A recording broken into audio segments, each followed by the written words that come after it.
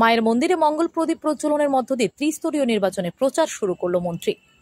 আসন্ন ত্রিস্তরীয় নির্বাচনে জুলাইবাড়ি বিধানসভা কেন্দ্রে পঞ্চায়েত সমিতি এবং জেলা পরিষদ নির্বাচনে বিজেপি মনোনীত প্রার্থীকে বিপুল ভোটে জয়যুক্ত করার লক্ষ্যে শনিবার জুলাইবাড়ি বিধানসভা কেন্দ্রের বিভিন্ন জায়গায় ডোর টু ডোর কর্মসূচিতে অংশগ্রহণ করল মন্ত্রী শুক্লাচরণ নোয়াতিয়া। প্রথমে জুলাইবাড়ি ব্লকের অধীনে শান্তিনিকেতন পাড়ায় মায়ের মন্দিরে মঙ্গল প্রদীপ প্রজ্বলন করে মায়ের আশীর্বাদ নিয়ে জুলাইবাড়ি ব্লকের পঞ্চায়েতের সমিতির ৮ নম্বর আসনের বিজেপি মনোনীত প্রার্থী তাপস দত্ত এবং জেলা পরিষদের ১৩ নম্বর আসনে বিজেপি মনোনীত প্রার্থী শিল্পী নমকে সঙ্গে নিয়ে ডোর টু ডোর কর্মসূচিতে অংশগ্রহণ করেন। দুই প্রার্থী নির্বাচনের প্রচার শেষ করে জেলা পরিষদের ১২ নম্বর আসনের বিজেপি মনোনীত প্রার্থী শম্ভু মানিকের হয়ে প্রচারে বের হলেন মন্ত্রী শুক্লাচরণ নোয়াতিয়া। আজকের এই প্রচার শেষে সংবাদ মাধ্যমের সম্মুখীন হয়ে মন্ত্রী শুক্লাচরণ নোয়াতিয়া জানান, বিগত বাম আমলে ত্রিস্তরীয় নির্বাচনে বিরোধীরা প্রার্থী দিতে পারত না। বর্তমান সময়ে রাজ্যে বিজেপি, আইপিএফটি এবং তিপ্রা মথা দলের জোট সরকার গঠনের পর গণতন্ত্রে বিশ্বাস করছে সকলেই। তাই ত্রিস্তরীয় নির্বাচনে জুলাইবাড়ি বিধানসভা কেন্দ্রে বিরোধীরা প্রার্থী দিয়েছে।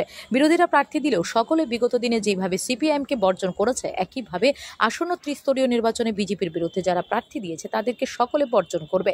আসন্ন ত্রিস্তরীয় নির্বাচনে বিজেপি মনোনীত প্রার্থী বিপুল ভোটে জয়লাভ করবে বলে জানান মন্ত্রী শুক্লাচরণ নোয়াতিয়া। আজকে জুলাইবাড়ি বিধানসভা কেন্দ্রের পক্ষ থেকে 11 জন, তার মধ্যে প্রতিদ্বন্দ্বিতা করার জন্য বিরোধীদের রয়েছে 5 জন এবং জেলাতে আমাদের জেলা পরিষদের আমাদের আজকে জুলাইবাড়ি বিধানসভা কেন্দ্রে 3টি আসন রয়েছে। সেই 3টি আসনের মধ্যে আমাদের দল প্রতিদ্বন্দ্বিতা করবে এবং বিরোধীদের সংখ্যাও আছে। বিরোধীদের প্রার্থী 3টি। এই তাদের এই নির্বাচনে আমরা তাদেরকে বিজয়ী করার জন্য, আমাদের দলের প্রার্থীকে আমরা বিজয়ী করার জন্য আমরা দলে দলে সবাই মিলে মণ্ডলের পক্ষ থেকে, জেলার পক্ষ থেকে এবং রাজ্য স্তরের পক্ষ থেকে সবাই আমরা এই নির্বাচনে প্রচারে আমরা অংশগ্রহণ করি। বিরোধী এখন যারা এই নির্বাচনে আমাদের দলের বিপক্ষে যারা অংশগ্রহণ করছেন, আমরা মনে করি না বিরোধীর আজকে পর্যন্ত কোনো নির্বাচনে প্রচারগুলি তাদের চেহারা দেখা যায়নি।